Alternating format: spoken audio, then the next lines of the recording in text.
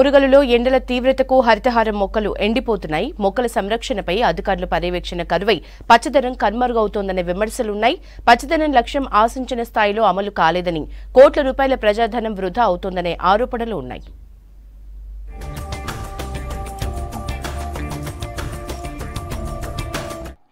ప్రకృతిని రక్షిస్తే అది మనల్ని రక్షిస్తోంది. సకాలంలో వర్షాలు కురవాలన్నా, ప్రకృతి సమతుల్యతగా ఉండాలన్నా అందుకు తగ్గట్లుగా అడవులు సమృద్ధిగా ఉండాలి. కానీ మానవ పేరుతో అడవులు అంతరించిపోతూ కాంక్రీట్ జంగల్గా మారుతోంది. పచ్చని చెట్లు కనుమరుగవుతున్నాయి. ఇలాంటి పరిస్థితుల నుంచి అధిగమించి పచ్చదనం కాపాడేందుకు హరితహారం పథకాన్ని గత బీఆర్ఎస్ ప్రభుత్వం అమల్లోకి తెచ్చింది. ఒక్క వరంగల్ ఉమ్మడి జిల్లాలోనే ప్రతి ఏటా 2 కోట్ల మొక్కలకు తగ్గకుండా నాటాలని లక్ష్యంగా పెట్టుకున్నారు. కానీ ఆ పథకంలోనూ అవినీతి, అక్రమాలు చోటు చేసుకోవడం, హంగులు, ఆర్భాటాలకే పరిమితం చేశారన్న విమర్శలు ఉన్నాయి. ఇదే తరహాలో పట్టణ, పల్లె వనాలు ఏర్పాటు చేశారు.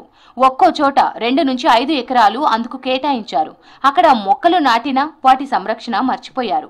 దీంతో అనేక ప్రాంతాల్లో పల్లె వనాలు పేరుకే అన్నట్లుగా మారాయనే ఆరోపణలు ఉన్నాయి. హరితహారంలో భాగంగా నాటిన మొక్కలు వాటికి నీరు అందించకుండా చనిపోయడానికి కారణం ప్రభుత్వ అధికారులనే మేము విన్నవిస్తున్నాం. ఎందుకంటే రాష్ట్ర ప్రభుత్వం ఎంతో ప్రతిష్టాత్మకంగా చేపట్టిన హరితహారం ఇది జిల్లా వ్యాప్తంగా ఎక్కడా సరైన విధంగా అమలైన పరిస్థితి లేదు. ఎందుకంటే అధికారులు పేరుకే మొక్కలు నాటి గ్రామ పంచాయతీ సిబ్బందితో మొక్కలు నాటి వేల కోట్ల రూపాయల ధనాన్ని దుర్వినియోగం చేస్తున్న పరిస్థితి.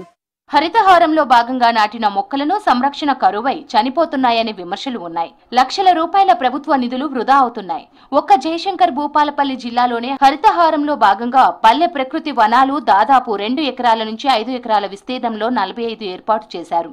ఒక్కో వనానికి 25 లక్షలకు పైగా ఖర్చు చేసినట్లు లెక్కలు చూపించారు. పల్లె ప్రకృతి వనం ఏర్పాటు చేయడానికి గల కారణాలు ఏంటి అంటే విలేజ్లల్లో అంతటా అన్ని గ్రామాలలో పచ్చదనం ఉండాలనే ఉద్దేశంతో ఉపాధి హామీలో పల్లె ప్రకృతి వనాన్ని ఏర్పాటు చేసి వాటిని మొక్కలను ప్రతి విలేజ్లలో పల్లె ప్రకృతి వనాలలో మొక్కలని ప్లాంట్ ఏర్పాటు చేసి ఆ ప్లాంటులలో మొక్కలను పెంచుతున్నారు.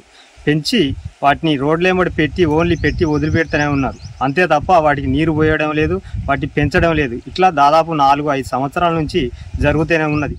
రేగొండ మండలం తిరుమలగిరి శివారు పాండువుల గుట్టలోని 2 ఎకరాల స్థలంలో 25 లక్షల రూపాయల ఖర్చుతో పల్లె ప్రకృతి వనం ఏర్పాటు చేశారు.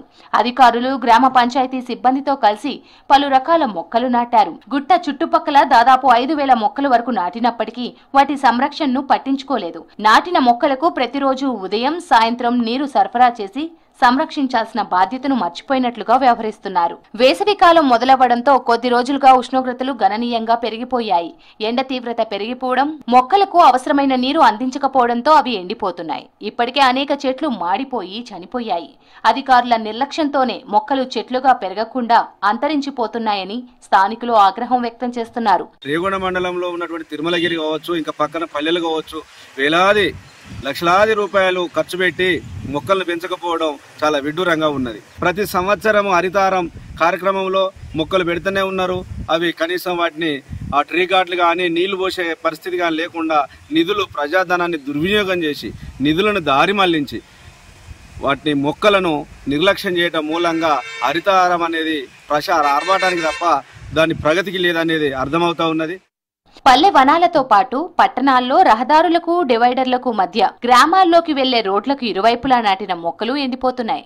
అధికారులు స్పందించి మొక్కలకు నీరు అందించి కాపాడాలని కోరుతున్నారు ప్రజలు.